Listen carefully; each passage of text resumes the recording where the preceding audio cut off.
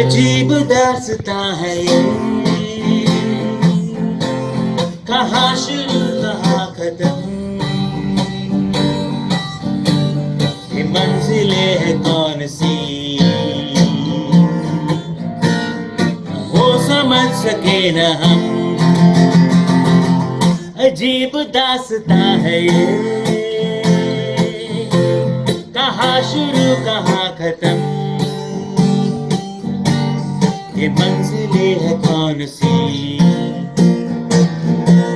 न वो समझ सके न हम। Well, I hope that brought some joy to your hearts. But today we are going to be talking about how software as a service companies or SaaS companies can continue to remain joyful. Now, did you know that the global SaaS market was expected to grow to $150 billion by the year 2022? Now, with the extended recession in front of us, only time will tell where those revenues will land. So has the dream run for SaaS companies come to an end? That is the billion-dollar question. Well, as Martin Luther King said, it is only in the darkness that you can see the stars. Now, there are two important characteristics of a SaaS business. The first is that it's a high margin business, and secondly, it is a recurring revenue business. And these two characteristics will turn out to be a blessing in these times when SaaS companies, will be making significant amount of changes to deal with the downturn. So what are some key things for SaaS leaders to look out for in 2022? Firstly, they will have to build a moat around their existing customers. And there are a number of things that you need to do. But one of the important things here is to continuously engage with your customers.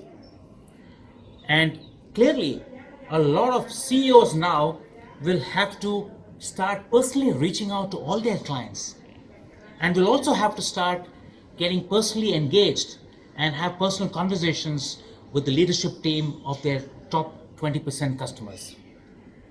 Now, when I mentioned this a couple of weeks ago to a CEO of a SaaS company, one of his direct reports turned around and said, well, in that case, many of our customers will start reaching directly to our CEO for everything. Well, that's a good problem to have because it shows that your customers are engaged. And that's an absolute great thing to happen. Secondly, this is a time for SaaS companies to exercise what is called as creative innovation. Now, this work from home period has actually given us all of us a chance to sit back and look at the basics of our business. And the conversations going forward will all have to be about changing value propositions for changing customer requirements in a changed environment. And clearly, customers are going to look at strong value propositions and a demonstrable ROI. So clearly, nice to have is out and must have is in. Thirdly, it's all about collaborate, collaborate, collaborate. Now, I have been a great proponent of collaboration for a number of years, be it good times or bad times, because clearly you cannot build everything yourself. And there could be some very interesting products, solutions, and services out there in adjacent spaces which can add tremendous value to your clients. And therefore, it's important for us to reach out and collaborate and make an offering to our clients which can help showcase better ROI. So the future is clearly about collaboration. Fourthly, it's really important for companies to now sharpen their market segmentation. Now, a lot of experts may tell you that this is not the time for growth. It's a time for consolidation, cost saving, optimization, and so on. Now, these are important, but it's also important for us to constantly look at micro verticals that exist, which are showing significant amount of growth. And do we have a must-have proposition for those micro verticals? So clearly, there has to be a constant focus on sharpening our senses towards market segmentation and also challenging our product teams and pulling them out of their slumber.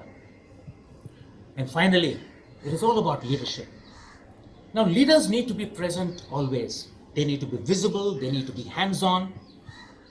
In fact, I know of several successful leaders who, in an office environment, had practiced what is called MBWA, which is managing by walking around and actually engaging with their employees. And that was a great thing. That was one of the great things that they did to really improve the engagement levels. Now, in a new scenario, these same people will have to exercise and figure out creatively how can they enhance engagement with their employees. So clearly, leadership now is about making sure that you can enhance the stickiness with your employees. So friends, SaaS companies which are going to survive this downturn are going to emerge far, far stronger, and their teams will look to their leaders, to feel confident, to feel positive, and to be fearless. After all, it is in the darkness that you can see the stars. So friends, thank you so much for watching today's episode, and keep engaged with us for further stories on SaaS in the weeks to come. Until then, stay safe and God bless.